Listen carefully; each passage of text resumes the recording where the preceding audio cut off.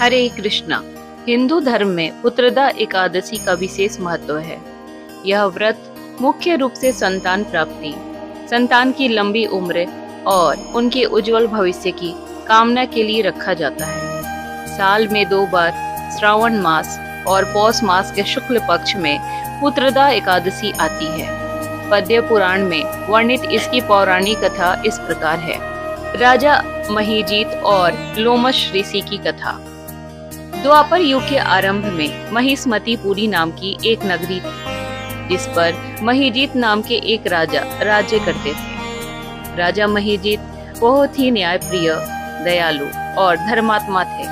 वे अपनी प्रजा का देखभाल अपने सगे पुत्रों की तरह करते थे। उनके राज्य में प्रजा पूरी तरह से सुखी और संतुष्ट थी। सब कुछ ठीक होने के बावजूद राजा महीजीत बहुत दुखी रहते थे, क्योंकि उनका कोई संतान नहीं था। राजा अक्सर सोचते थे कि संतान के बिना मेरा यह जीवन और यह राज्य किस काम का। मरने के बाद मेरे पितृ किसको पिंडदान देंगे। राजा की इस चिंता को देखकर उनकी अवस्था ढलने लगी और वे और अधिक उदास रहने लगे। एक दिन राजा ने अपनी सभा में प्रजा और मंत्रियों से अपने मन की पीड़ा व्यक्त करते हुए कहा, हे प्रजाजनों, मैंने अपने जीवन में भी कभी कोई अधर्म नहीं किया है। खजाने में कभी अन्याय का धन नहीं रखा। देवी देवताओं और ब्राह्मणों का कभी अपमान या धन नहीं छीना। प्रजा को हमेशा अपनी संतान माना और अपराधियों को उचित दंड दिया। फिर भी मेरे भाग्य में संतान सुख क्यों नहीं है? ऐसा कौन सा पाप मुझसे हुआ जिसके कारण मैं आज पुत्रहीन हूँ? राजा के इस दुख से व्यथित होकर उनके मंत्री, पुरोहित और राज्य के प्रमुख लोग राजा के कल्याण की कामना के साथ घने जंगल में निकल पड़े।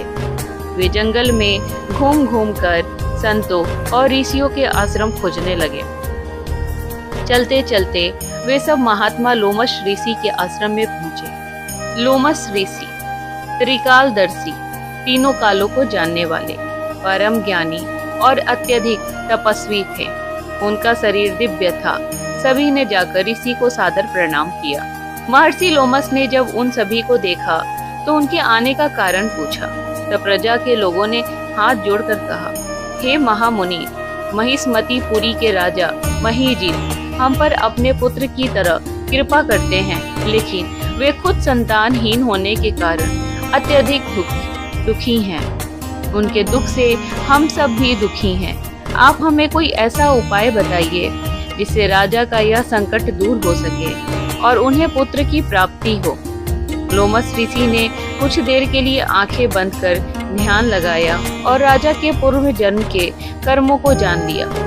ऋषि ने नेत्र खोलकर बताया, राजा महीजीत अपने पूर्व जन्म में एक निर्धर वैश्य था। एक बार ज्येष्ठ मास के शुक्ल पक्ष की एकादशी के दिन वह व्यापार के सिलसिले में घूम रहा था और उसे तेज प्यास लगी थी। दोपहर के समय वह एक जलाशय पर पानी पीने पहुंचा। उसी समय वहां एक प्यासी गाय अपने बछड़े के साथ पानी पीने आ पहुंची। उस वैश्य ने पानी पीती हुई उस बेकसूर और प्यासी गाय को वहां से भगा दिया और खुद पहले पानी पिया। इसी पाप कर्म के कारण राजा को इस जन्म में पुत्र वियोग और संतानहीनता का दुख भुगतना पड़ रहा है। हालांकि पिछले जन्म के कुछ अच्छे कर्मों के कारण उसे यह राजा का पद मिला है। यह सुनकर प्रजा के लोगों ने हाथ जोड़कर विनती की, हे महर्षि, शास्त्रों में हर पाप के प्रायश्चित का विधान है। कृपा करके आप राजा के इस पाप से मुक्ति का कोई उपाय बताएं। तब लोमस ऋषि ने कहा, श्रावण मास के शुक्ल पक्ष की एकादशी को पुत्रदा एकादशी कहा जाता है। आप सभी लोग राजा सहित विधि विधान से इस एकादशी का व्रत रखें और रात्रि में भगवान विष्णु की आराधना करते हुए जागरण करें। यदि इस व्रत का पुण्य आप लोग राजा को समर्पित कर दें तो राजा का वह पाप नष्ट हो जाएगा और उन्हें शीघ्र ही तेजस्वी पुत्र की प्राप्ति होगी। ऋषि लोमस की बात सुनकर सभी दरबारी और प्रजा के लोग वापस महिष्मतीपुरी लौट आए। उन्होंने राजा को विस्तार से पूरी बात बताई।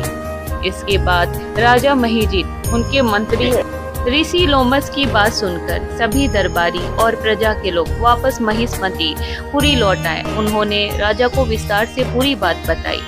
इसके बाद राजा महिजित, उनके मंत्रियों और पूरी प्रजा ने मिलकर श्रावण शुक्ल एकादशी का विधि विधान से व्रत रखा और रात्रि जागरण किया।